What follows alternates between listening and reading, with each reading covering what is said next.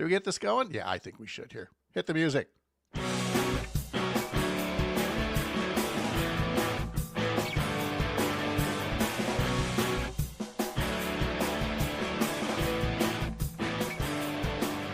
Well, it is another beautiful morning up north on this Monday morning, March 16th, 2026. It's not that beautiful because that was a photo from a few days ago before the blizzard came in.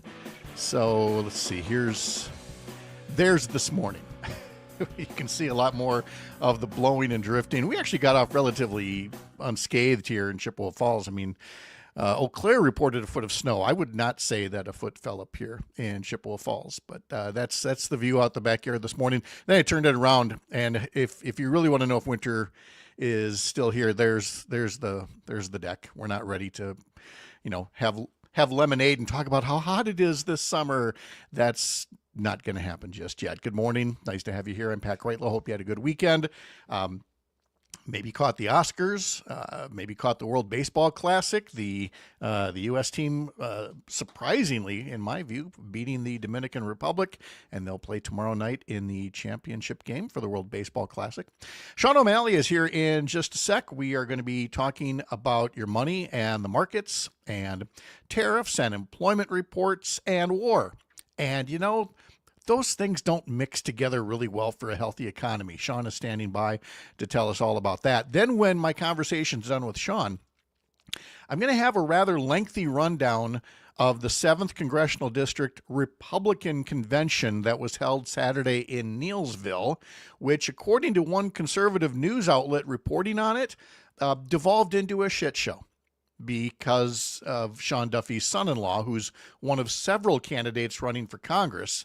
And in the end, a planned endorsement vote did not happen. And a lot of people were really unhappy about that. So that's after my conversation with Sean. Then tomorrow, we've got another candidate for governor joining us. State Representative Francesca Hong will be here tomorrow morning.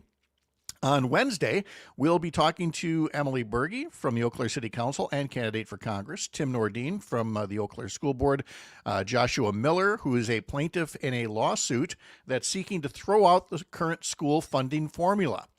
There are another 72 school referendums that are going to be on the ballot next month in April because of the way our legislature has so screwed up school funding in the state. And Eau Claire is going to become the latest municipality to put some transparency on the property tax bills. So you can see why we need those referendums for all the money that is being skimmed off the top and given to private schools through the voucher program. Then on Thursday, Dr. Kristen Lyerly will be here, and I'm hoping on Friday to get a visit from Mark Jacob as well and talk about media coverage of the war and everything else like that. All right, I've got one more note before we bring in Sean here. That's because Up North News has an event that's going on tomorrow. It is an online forum that I'm going to be hosting along with appeals court judge and state Supreme Court candidate Chris Taylor, along with Assembly Minority Leader Greta Neubauer. We will be talking about the importance of spring elections, the state Supreme Court election. There are big decisions coming on voting rights, election administration, fair representation, reproductive freedom. All these things could potentially come before the court. The outcome could help shape the legal landscape in one of the nation's most pivotal battleground states. So come watch my chat live with Judge Taylor, Representative Neubauer, and more tomorrow afternoon at 1:30. You'll find the link to register on Zoom at our homepage, upnorthnewswi.com, and then, of course, we'll have highlights throughout the course of the rest of the week. So we hope you tune in for that.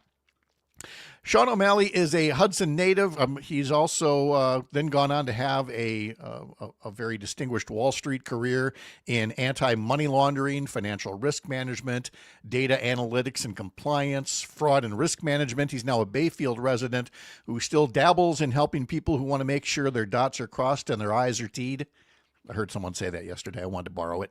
And so we're going to talk a bit more now about your money and the markets. Sean O'Malley, good morning. How are you doing? Good morning, Pat. Doing well. How about yourself? Very good. Always nice to see you again. Although I'm always a little sad when I see you up in Bayfield, knowing that the sailboat is not going out today. The sailboat is not going out today, but the shovel can stay where it is because we didn't get hit with nearly as much snow as certainly forecasted, and not nearly as much as our southern neighbors did. No, not at all. And Rob from Tigerton checking in saying that Tigerton is buried under 24 inches of snow. Travel is not advised in most of east central Wisconsin.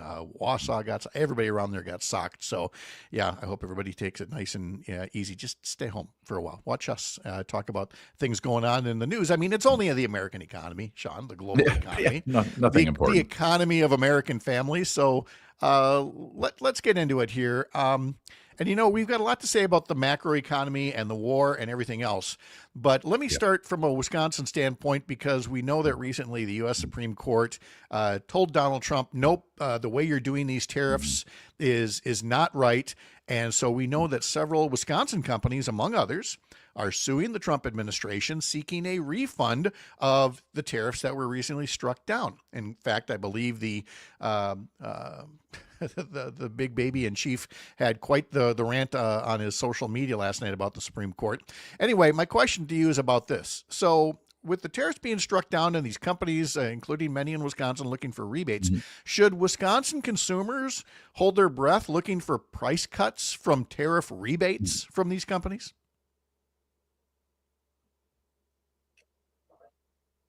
No, I would not hold your breath at all. I think this will be something that the companies will get. I don't think it's going to trickle down to the consumer. That was never the expectation across the board. We know that Trump used the Emergency Economic Powers Act and tried to claim that as the rationale for imposing the tariffs, and using the rather flimsy argument that, it was designed to address the movement of fentanyl.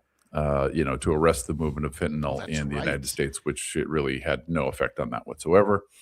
And considering it's only coming from a limited number of countries and all pretty much south of us, and courtesy of China, not really relevant. But what we are seeing is that the class action lawsuit by many companies, including Wisconsin companies, moves forward. I'm expecting, as most legal scholars are, that they will probably win. However, getting the money out of the federal government once they win is going to be a different matter. Expecting that to trickle down to consumers is highly unlikely. And the worst part is we still have tariffs in place, because now Trump has taken a different approach, which gives him a 150-day window to impose unilateral tariffs before he has to get approval of Congress. So we've got a 10% global tariff rate going on right now under that legal premise. And we'll see what happens this July when the time runs out on it. Well, and then of course, in the midst of that, we've got what's happening with energy prices right now and all that. But if we start from the looking at the economy at large, the U.S. economy is measured by the gross domestic product. What was that looking like before the attack on Iran a couple of weeks ago? I mean, the GDP for 2025 was okay. It was a little anemic. It was mainly driven by stock market performance, which of course was driven largely by investment in artificial intelligence-based stock companies like NVIDIA and others. So we had about a 2.1% increase in 2025 in GDP. Keep in mind, it was 2.8% in 2024. Right now, you are looking at a very likely chance that it is going to go negative. You have to remember that what happens with energy prices, which is what we're talking about more broadly, not just gas prices. I mean, I know everybody experiences that at the pump, but the driver of the economy is really diesel, not gasoline. And only about 25 to 30% of a barrel of oil can actually be converted into diesel. Diesel is what's used to run processing plants, manufacturing plants, for shipping, trucking, a lot of those sort of things. And you're going to see everything go up and get more expensive, because all of that shipping and trucking and any manufacturing and, just transportation of goods and food is going to go up due to these higher oil prices. So strap in, folks. It's going to start getting real expensive. Well, especially when you consider, something like 30% of global oil consumption goes through the Strait of Hormuz. And again, to hear the president tell it, everything is great, and those tanker captains should just suck it up and barrel right through. The fact of the matter is, Sean, even if he found an excuse to end the war this week, there have been a lot of mines laid in there. This is going to be a Yeah. disruption to global supply for a little while at least. At a minimum, Pat, that's quite correct. What you have to look, I mean, I wish Donald Trump would look at a map. It is less than 100 miles across the Strait of Hormuz, speaking as a sailor. That's pretty tight, especially if you're talking these big freighters and such. And yes, there you got mines all over in there. You want to just barrel through that? That's you're talking about causing an environmental and economic disaster on potentially catastrophic levels, especially if you start having a number of these large tankers going down. That's not a particularly smart way to go. And yes, even if he does find a reason to call off the war, which I thought everyone, including his own advisors, are really hoping that he'll find an excuse, a way out of it. Yes, now you have to go in, you have to put minesweepers in there and take all those mines out very carefully because they are designed to detonate on contact.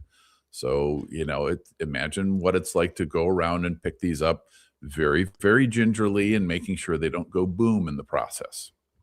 Can I just say, as an aside, and I don't expect you to be an expert on ditch digging, but Newt Gingrich, the former Speaker of the House, said instead of fighting over a 21-mile wide bottleneck, we should cut a new channel through friendly territory. He writes, a dozen thermonuclear detonations, and you've got a waterway wider than the Panama Canal, deeper than the Suez, and safe from Iranian attacks. I apologize for the language, but I don't have a radio show anymore, so I don't have that restriction. Are you fucking kidding me that this is what's coming out of Newt Gingrich? We just drop a bunch of nuclear bombs and carve a new shipping channel that way? Is that what we actually have to absorb now for political discourse?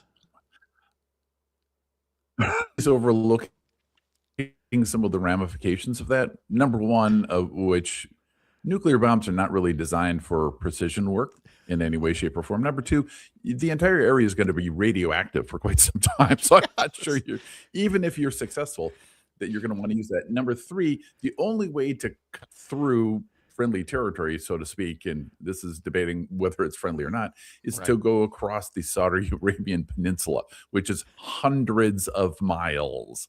Most of the time when you build a canal, it's relatively small. I'm really just starting to think there should be an age limit on social media. However old Donald Trump and Newt Gingrich are, let's just take the keyboard away. Maybe that's it. Anyway, I'm sorry to take you off tangent there, Grandpa needs to. Grandpa needs to have his rights restricted to social media. It's sort of like, okay, what's the dumbest thing I can say? Great. Well done, Grandpa. And that way, anything that we do looks less extreme and therefore good. So we've got a trade war. We've got an actual war in the Persian Gulf. We've got AI investment losing ground. How about the employment market? And I say that knowing full well that what you're about to share with me in terms of the employment market, you don't really have 100% confidence in the numbers that are being reported by the Trump administration about it. That is correct, Pat. I think what we're getting is a lot of gamesmanship with the new appointee of the Bureau of Labor Statistics. Now, some of the numbers seem fairly reasonable, reporting 181,000 jobs for all of 2025. Okay, that sounds about right given what we saw with the monthly numbers. Keep in mind, that is an absolutely horrible number to report for jobs. You're basically saying we didn't add any jobs whatsoever in 2025. That would have been a fairly decent month, not a whole year. For a whole year, that is just awful, just terrible. And the show continues. And even before we started having this action with Iran. So we lost 92,000 jobs just last month. And yet somehow through all of this, Pat, they're still reporting unemployment at a very steady 4.4%. And that's where I call bullshit. I think they're trying to just make sure that the unemployment rate doesn't move, because that's what, our orange turd blossom in the Oval Office is going to be paying attention to. And inflation was reported at 2.4 2.4% versus 2.7% previously. But that math ain't mathing with you either. No, of course not. I mean, come on, prices are still going up. And I'm really interested to see what they're going to start reporting. As we know, prices are going to be going up more and more and more due to the increase in fuel prices and everything associated with that. That means inflation will absolutely be going up. And are they still going to try to somehow wheedle their way around that? No, it's holding steady at 2.4. I mean, I wouldn't be surprised. They're trying to just bold-faced lie to us. We're putting ourselves in a very precarious position because the people who buy U.S. government bonds are relying on the economic data upon which those, the value of those bonds is based. If they can't trust that data anymore, what do you think is going to happen to the value of those bonds? You think they're going to pay the same price, or are they going to say, you know what, nah, let's give it a little discount here because we don't think that number's quite right. We think you're trying to pull a fast one on us. All right. Well, let's wrap this up by saying, obviously, we appreciate your insight from an economic standpoint. We're not asking for personal financial advice, but it is something you know a thing or two about as well. So from a very general standpoint, a skittish American public looking at, a war in the Middle East and the market numbers that are somewhat unreliable and maybe a little hesitant. I'm sure a whole lot of people are going, what am I supposed to do with this information? And I don't know. I don't know that anybody really has a great answer to that. It feels like everything is very much in a state of flux and, good luck trying to figure out what that means for anybody's portfolio.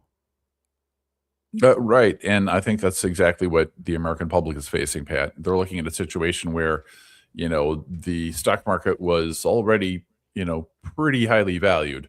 We did have a Dow that cracked 50,000. We're now down around 46,000 or so. So we're starting to slump down a bit. We're also seeing certain layoffs in companies that had been making significant investments in AI, and the layoffs are impacting those areas where AI expansion had been initially planned and forecasted. So you can't really rely on that to drive the stock market anymore.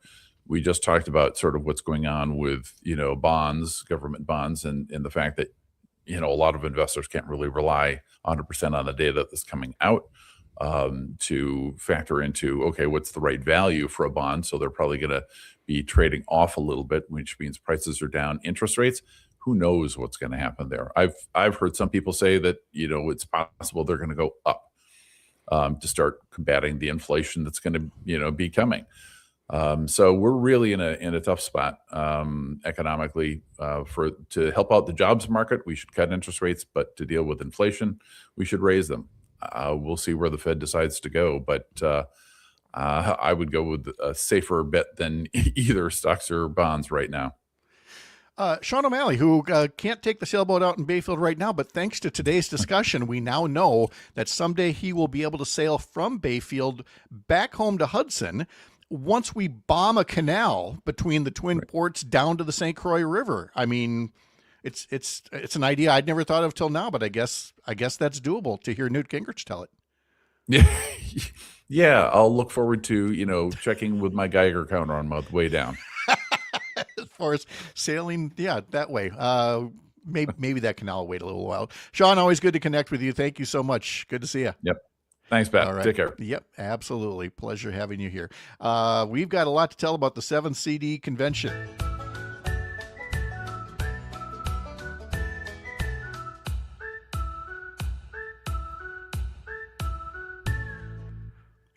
All right, there is no quick way to explain this, so hang with me as we talk about what happened in Neillsville on Saturday, the 7th Congressional District Republican Convention chaos. Now, a lot of this information comes from Jessica McBride from the conservative news site Wisconsin Right Now, a political journalist, and like me, with a point of view. Hers is much definitely from the far right, but she does ask the questions, she does the research, and she has been asking a pretty basic, no harm intended kind of question. What makes Sean Duffy's 26-year-old son-in-law, Michael Alfonso, a qualified candidate for Congress from up north versus the other Republican candidates. And things got a little rough and tumble at the 7th Congressional District Republican Convention in Neillsville, where there are 4 or 5 Republicans hoping to succeed Tom Tiffany, who's running for governor, and Nepo baby Michael Alfonso is one of them. All right, well, based on the hair on fire reaction from Trump world, it was as if somebody told the emperor he's not actually wearing clothes. I mean, how dare you question the wisdom of Sean Duffy's 26-year-old son-in-law? But Jessica McBride was not alone in being turned off a bit by this attempt to anoint this young man for a seat in Congress. He claims a voting address in Hayward at a home that's owned by his father-in-law, Sean Duffy, and his wife, who at the moment are full-time residents of New Jersey. They're busy playing on TV and occasionally pretending to be Secretary of Transportation.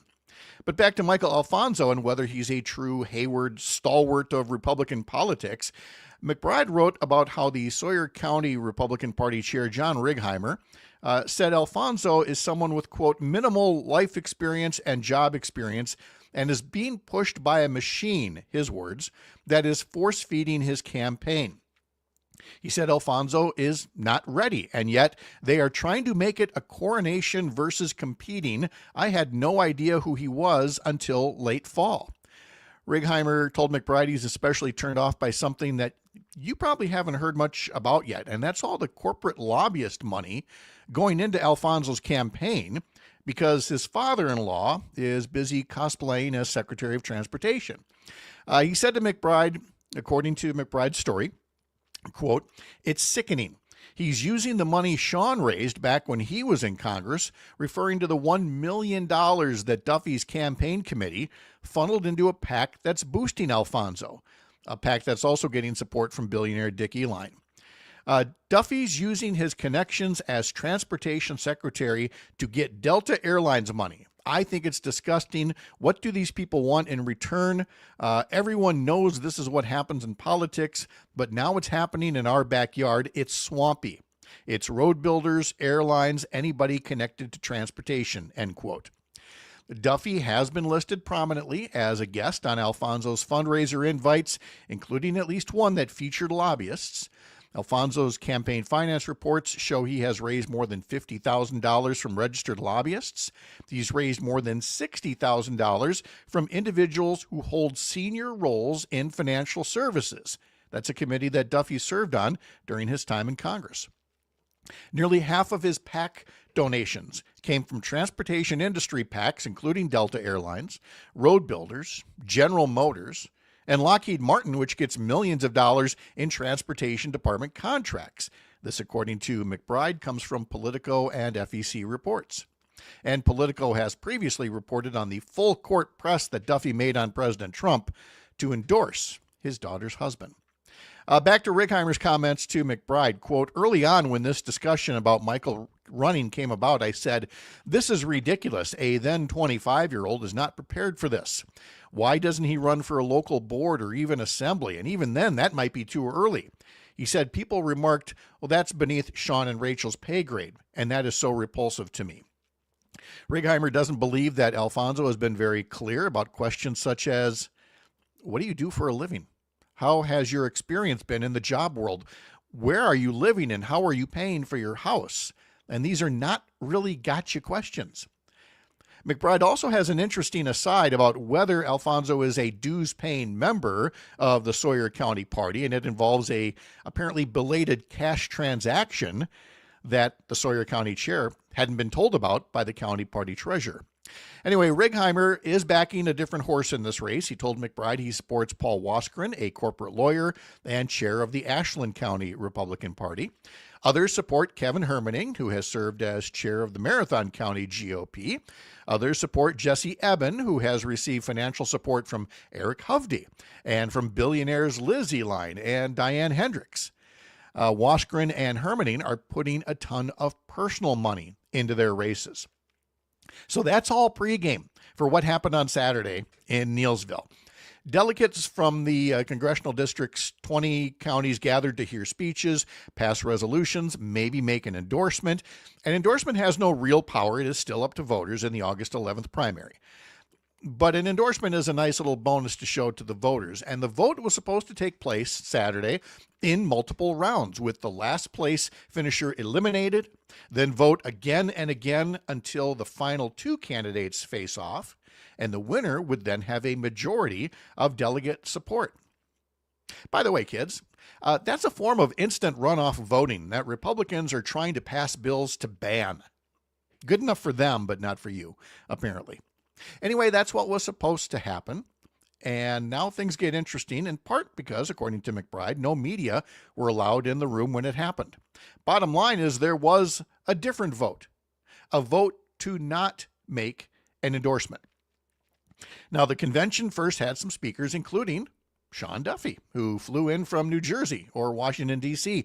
to come to Neillsville and make a speech where McBride reports he did not mention his son-in-law, just a lot of rah-rah Trump stuff, but his presence was certainly designed to send a message. It just didn't get received very well. And so the Alfonso team started pushing for there to be no endorsement vote, because it's obviously a huge setback if he doesn't win. It's kind of tough to have a coronation if not enough people want to just give you the crown.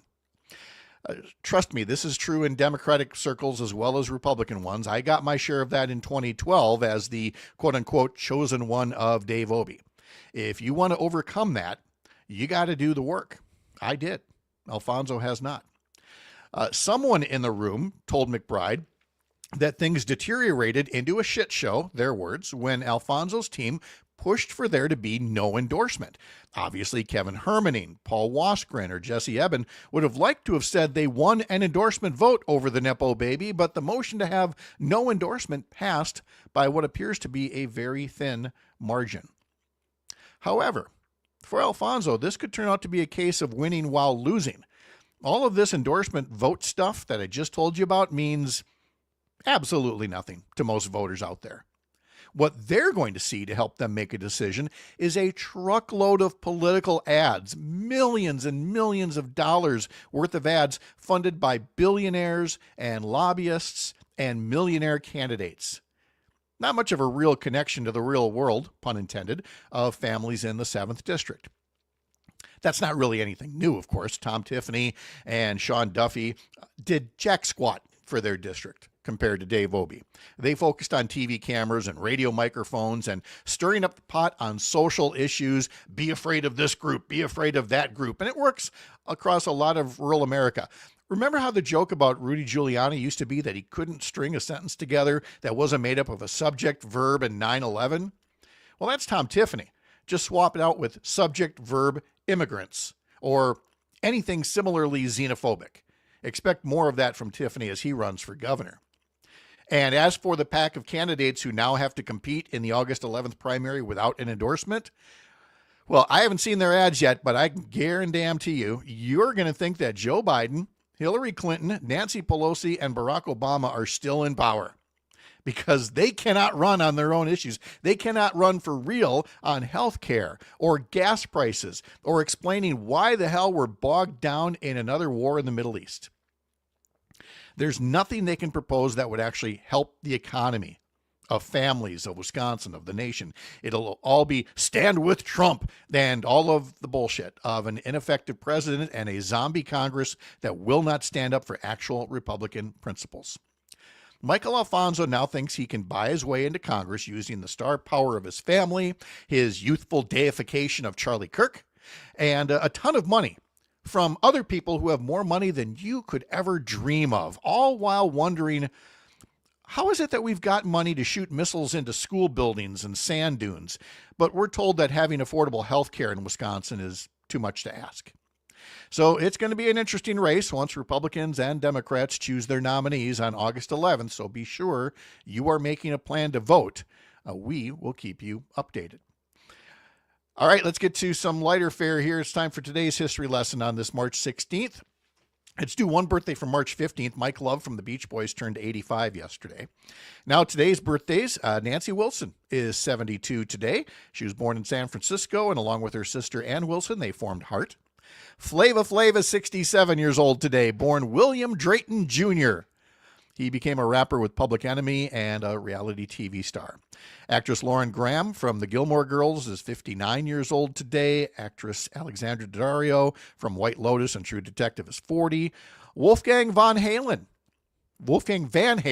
holy cow. Wolfgang Van Halen is 35 years old today.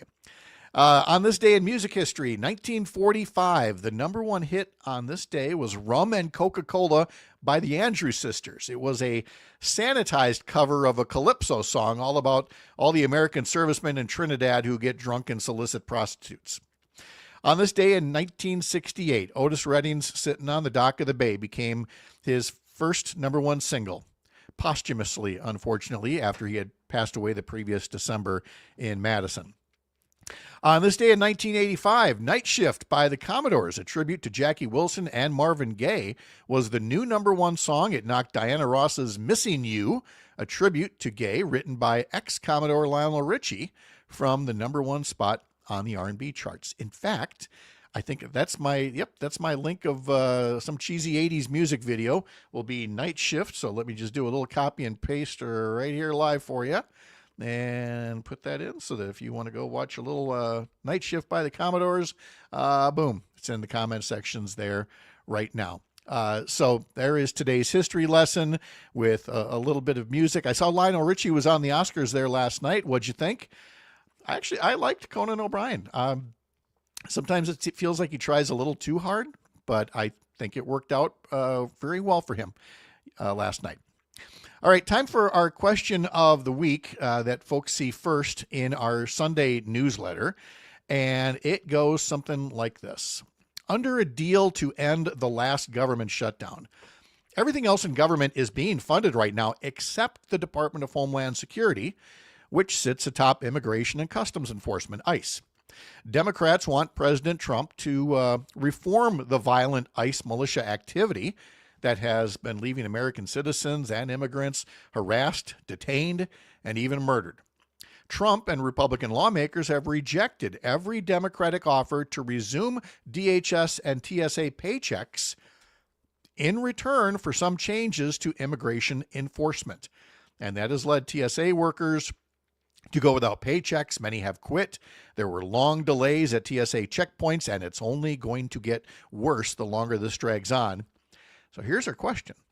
What should Democrats do about Trump's willingness to let federal workers face financial hardship rather than change ICE tactics? The options I give you are A, hold the line. Despite the travel delays and the TSA workers quitting, Republicans will eventually hear from enough Americans and agree to make necessary changes to ICE. Or B, let it go. Democrats will, Democrats should let it go because Trump will never care about TSA workers not getting paychecks, and Republicans in Congress will never defy him. So the only way for Democrats to get changes to ICE will be to win control of Congress in November. So just let it go and let the workers get paid, and we'll have to fix ICE later. Then there's C, which is a way to move the target. Democrats should agree to fund DHS and let TSA workers get their paychecks back, and instead focus on denying funding to continue Trump's undeclared war in Iran. So what do you think? You can head over to upnorthnewswi.com and learn much more. All right, our Do Something calendar of events, I got a couple of interesting things for you here. First off, of course, is the one I've already mentioned. On the calendar for tomorrow is going to be my online forum with Supreme Court candidate, Appeals Court Judge Chris Taylor, and Assembly Minority Leader Greta Neubauer. Head over to upnorthnewswi.com to learn more. Also on the calendar, though, people are getting ready for a third round of No Kings marches. There were some, in June of last year, and then in October. And then there's a new round coming up on March 28th. And so I'm going to put a video online that Selena Heller put together back for the October rallies, just to let people know what the rallies were like, and that the people taking part in these rallies, they love their country. That's why they're protesting. They're not paid agitators. They're not people who don't have a job and lay on the couch. Selena Heller talked to several folks in October in Eau Claire. Let's give a look at her report. not pay to be here, they're not un-American. Those are some of the things I found out at the No Kings rally in Eau Claire, Wisconsin. Instead, people are rallying against authoritarian overreach and that in America, power resides with the people. Do you hate America? I love America. Are you being paid to be here? No, I am not. Are you a member of Antifa? Yes, I am. I'm anti-fascist. Even though Antifa really is not a thing, but I am anti-fascist. Why are you here? I am here because I believe in the Constitution of the United States, not a single depraved man. Do you hate America? No, I love America. Are you being paid to be here? No. Are you a member of Antifa? No. Hamas? Nope. Do you have a job? I do. Why are you here? I'm here because I love America and I can't stand what's happening right now. And also, healthcare is a human right. We need to fight for our people to have more affordable healthcare. Do you hate America? No. No, I do not. No, I do not hate America. Are you being paid to be here? Nope. No, I'm not. Absolutely not. Are you a member of Antifa? No. Hamas? Nope. Do you have a job? Yep. Yes, Why are you here? because I love my country. I do think that we need to have freedom of speech, and it's all being taken away right now. I'm here because I can't believe the state of our country right now. Why are you here? Because what our country is turning into is not something that I'm okay with, but it's still time to stop it if everybody steps up. A message to anybody. Step up. My grandma's out here marching with a walker and an oxygen tank. There's no reason that you can't. There you go. That was from October in Eau Claire, and a new round of Do Something No Kings protests will be held March 28th. You can learn what else is happening this week in civic engagement. For our Do Something calendar, head over to upnorthnewswi.com. All right, that's going to do it. Thanks to Sean O'Malley for today. Tomorrow, Francesca Hong, state representative and candidate for governor, will be here. So in the meantime, be sure to subscribe to my newsletter and follow me over at upnorthnewswi.com and on social media as well. Thanks for joining us. We'll see you tomorrow for another beautiful morning up north.